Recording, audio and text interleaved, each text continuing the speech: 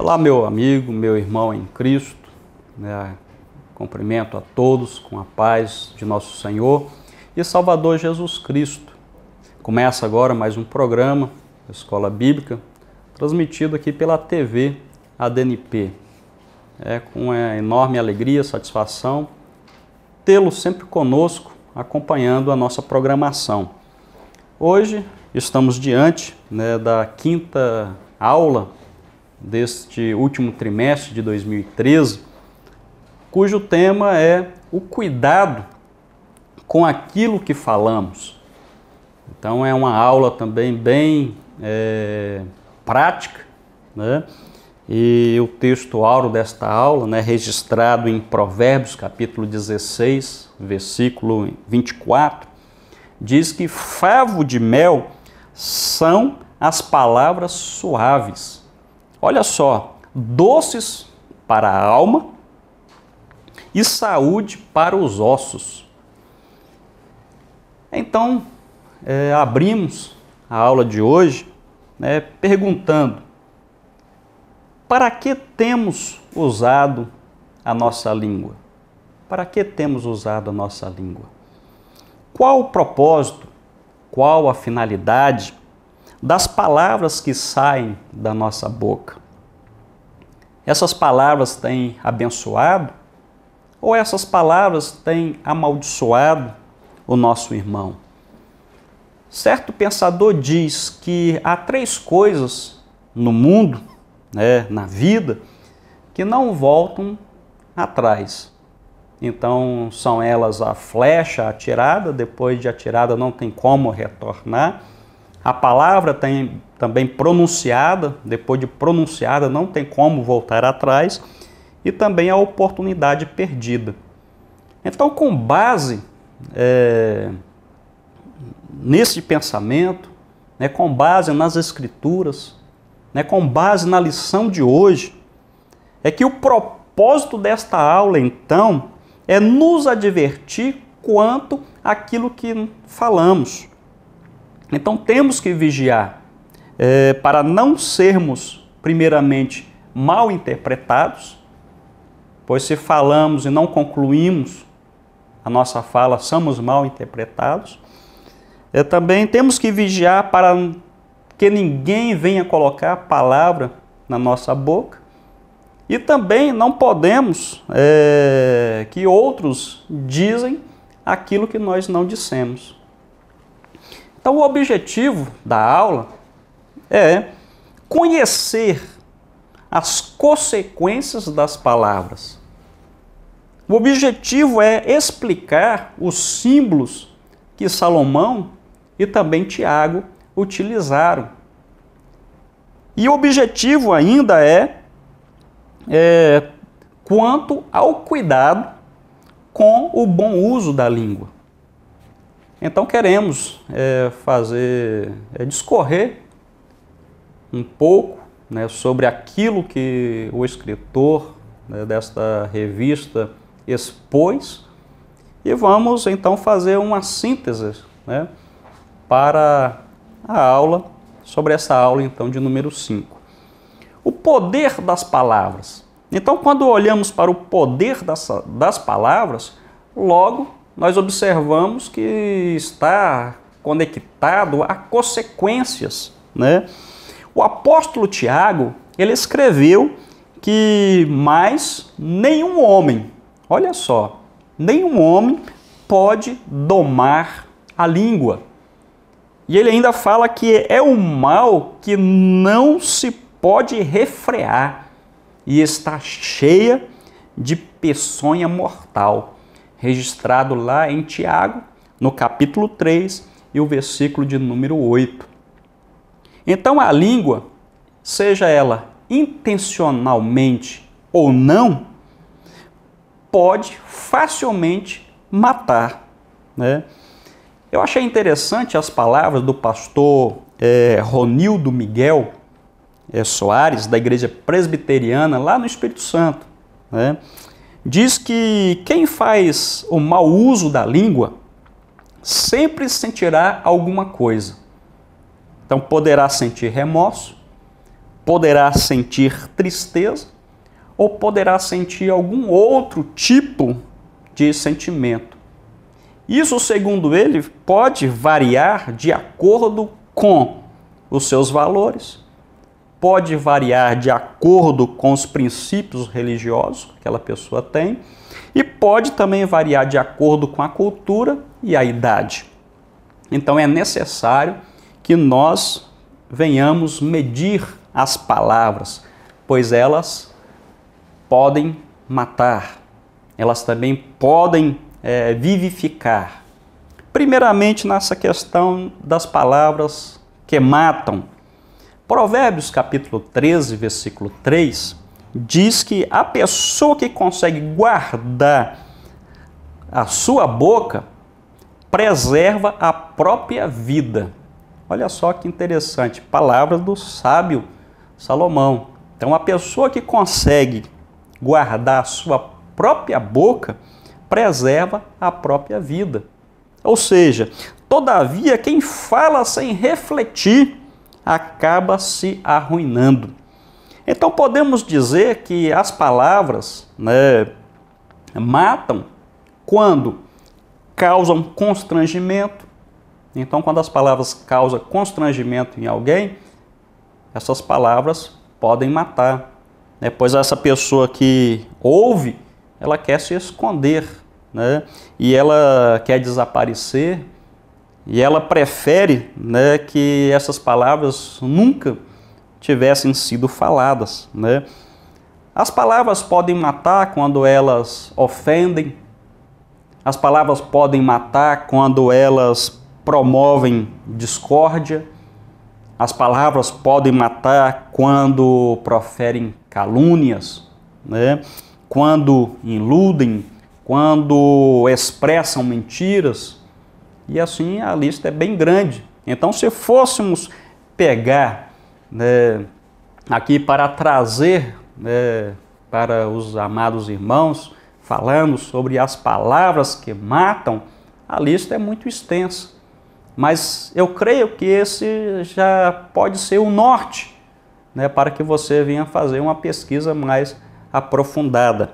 Então, o poder das palavras, as consequências das palavras. Então, se por um lado elas matam, por outro, elas também vivificam. Quando, então, nos submetemos ao Espírito do Senhor, a fim de que Ele desenvolva em nós o caráter de Cristo, o resultado, então, desta obra é um viver que glorifica o Senhor. Eu acho interessante Jesus, orientando, instruindo os seus discípulos, ele deixa uma palavra, e Mateus registra essa palavra, encontra-se no Evangelho, então, segundo escreveu Mateus, no capítulo 12, e o versículo 34, Jesus dizia, assim, olha, porque a boca fala do que está cheio o coração. Então as palavras, elas vivificam, dando vida, animando, restituindo, reanimando, fortalecendo, quando ministro bênção do Senhor sobre a vida do meu irmão. Então eu posso dizer, posso afirmar que as minhas palavras, elas vivificam, dando vida, reanimando, restituindo, como falamos aqui, quando eu ministro a bênção do Senhor sobre a vida do meu irmão. Então, quando o homem está cheio do Espírito do Senhor, as suas palavras vivificam aqueles que o ouvem, pois as suas palavras está sendo dirigida pelo Senhor. Ou seja, se ele está cheio do Espírito Santo, e como Jesus disse que a boca fala daquilo que está cheio o coração, então o seu coração está cheio de Deus, cheio de amor, Então é muito maravilhoso. Bom, o cuidado com a língua, Então a lição ela vem trazendo, fala assim, olha, o cuidado com a língua, então ela coloca primeiramente evitando a tagarelice, Então a palavra de Deus diz que não é bom proceder sem refletir. Olha só, não é bom proceder sem refletir. Mas diz também que maior esperança há para o insensato do que ao precipitado. Então olha só que interessante. Então, se por um lado a Bíblia fala para não proceder sem refletir, por outro lado também ela diz, né, que maior esperança há para o insensato do que para aquele que procede precipitadamente.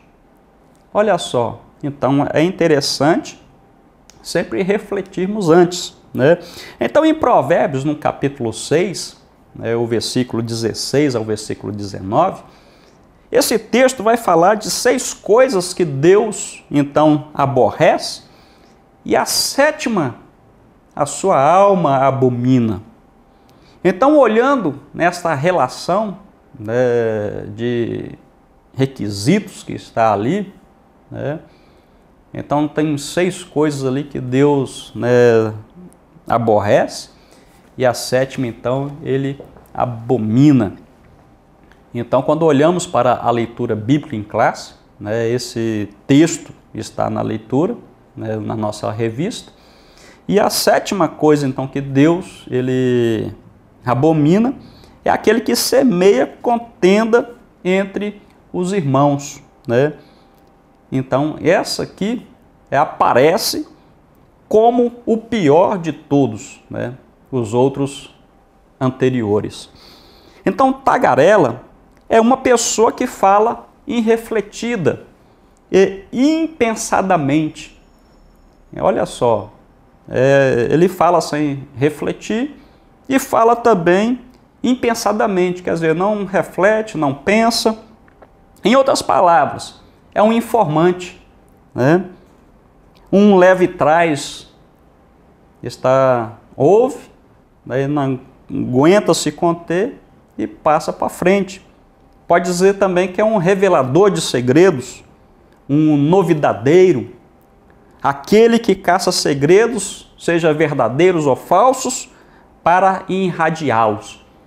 E diante dessa tamanha definição, podemos dizer que o tagarela seja então um difamador. Então há um provérbio muito popular que ilustra muito bem a figura do tagarela. Então esse provérbio diz que quem fala o que quer, acaba ouvindo o que não quer. É por isso que é necessário medir as consequências das palavras que falamos, né? Medir as palavras, as consequências do que se fala. E o cuidado com a língua ainda, o escritor dessa revista, ele vem falando também, evitando a maledicência. Maledicência significa, ou quer dizer, dizer mal de uma pessoa, né, ao que está ausente, referindo a alguma falta que houvesse sido realmente praticada, ou dita por alguém que essa pessoa não se encontra presente quando se faz referência a ela. Então isso significa então a questão da maledicência. Então, em outras palavras, maledicência é o mesmo que falar pelas costas. Deus proibiu a maledicência, né? Encontramos, né, esta proibição dentro do Pentateuco, porque Deus ele sabe os prejuízos ou dos prejuízos que ela pode causar na vida de um povo, que pode causar na vida também de uma família, né?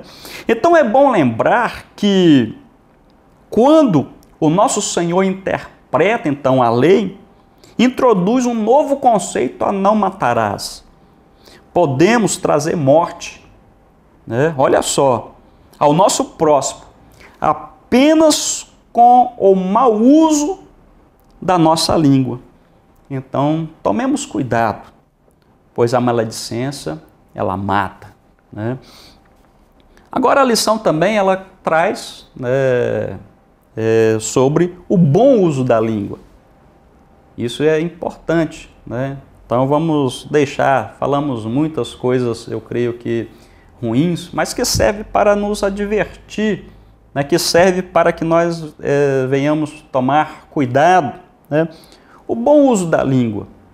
Então, quando a língua edifica o próximo, então podemos dizer que edificamos a vida do nosso próximo através da exortação essa da Bíblia, né, da palavra de Deus, né?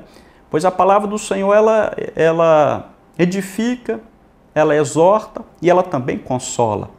Então eu posso dizer que eu, né, edifico a vida do meu próximo, né, quando, né, ou através da exortação.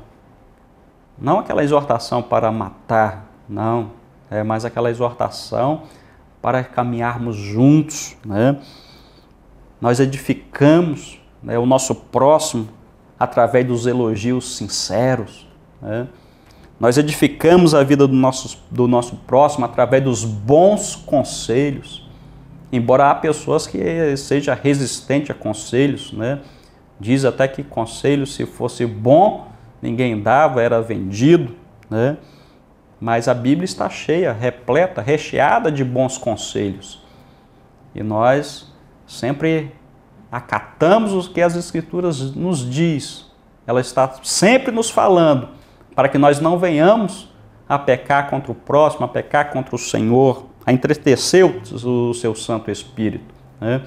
E posso dizer que nós edificamos, né, a vida do nosso próximo através da nossa língua, através dos ensinamentos da palavra de Deus, né?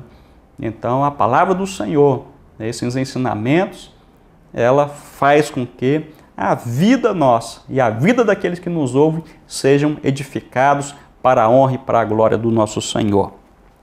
Bom, o bom uso da língua, né? A nossa língua adorando a Deus. O salmista expressa, né, no Salmo de número 92, o versículo 1, quando diz: bom é render graças ao Senhor e cantar louvores ao teu nome, ó Altíssimo, né? Então a adoração é uma honra, né, que se presta a Deus.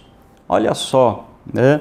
Em virtude do que Deus é e daquilo que Ele significa, né, para aqueles que o adoram, né?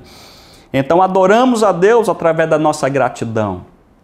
Somos gratos ao Senhor e sabemos que o coração agradecido é uma das melhores formas de adoração ao Senhor. O salmista expressava, né, e ele registra isso, e é um salmo maravilhoso, onde ele diz: bendize, ó minha alma, ao Senhor, e não te esqueças de nenhum dos seus benefícios. Salmo de número 103 e o versículo 2, né? E o salmista ainda ele continua, né? Que darei eu ao Senhor por todos os benefícios que tem feito para comigo, né? Então, é uma forma de estarmos adorando ao Senhor.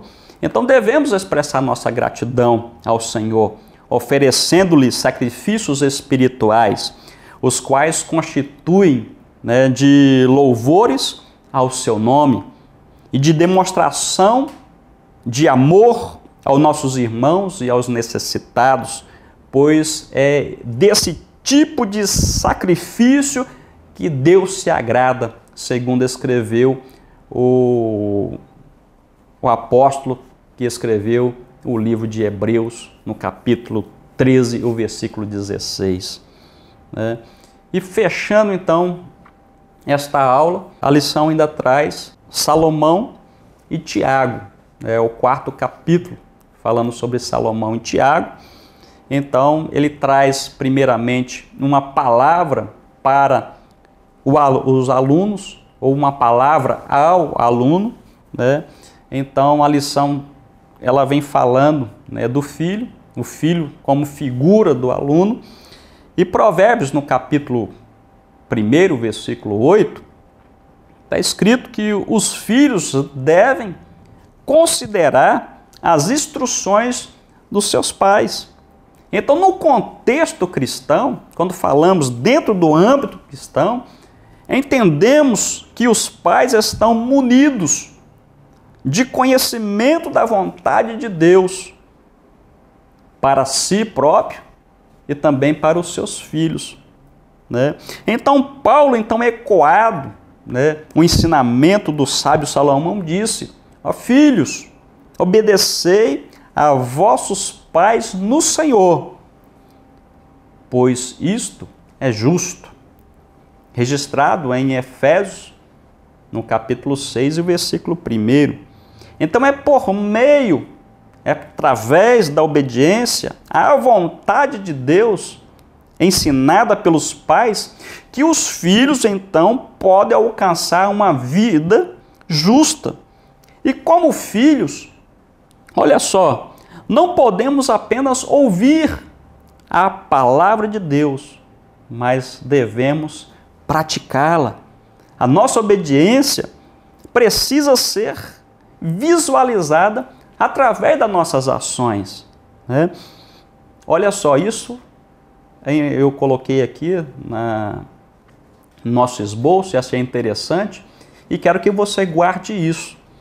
Não existe conhecimento, olha só, não existe conhecimento espiritual sem transformação comportamental. Então, guarde bem essas palavras, né? Repito mais uma vez para ficar bem gravado. Não existe conhecimento espiritual sem transformação comportamental.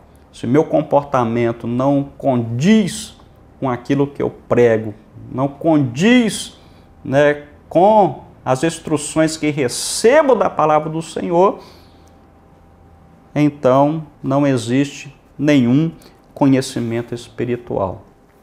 E fechando, uma palavra aos mestres, né? Então Tiago inicia a sua argumentação com uma exortação direta aos mestres e àqueles que porventura quisessem ensinar. Tiago diz: meus irmãos, não vos torneis, né, muitos de vós mestres, sabendo que havemos de receber maior juízo. Tiago, capítulo 3, e o versículo de número 1. Então, a frequência com que esses vocábulos ocorrem nas Escrituras Sagradas revelam, então, que o mestre ocupa uma posição de destaque na cultura bíblica. E as Escrituras registram, né, por exemplo, que Esdras tinha disposto o seu coração para buscar a lei de Deus e para a cumprir e para ensinar Israel os seus estatutos e os seus juízos, né? Então está aí, né, de forma bem resumida, né, uma palavra tanto para o aluno também quanto aos mestres, né? Então quero agradecer de coração a todos aqueles que permitiram, né, que a nossa programação da TV ADNP adentrasse na sua vida, né, quer seja na sua casa, quer seja no seu trabalho, quer seja onde você esteja, né? E quero dizer que continue acompanhando a nossa programação, pois creio que Deus edificará a sua vida através, né, da nossa programação. Que Deus, então, continue te abençoando e te aguardo na próxima aula aqui na TV ADNP. Um grande abraço e fique, então, com o nosso Deus.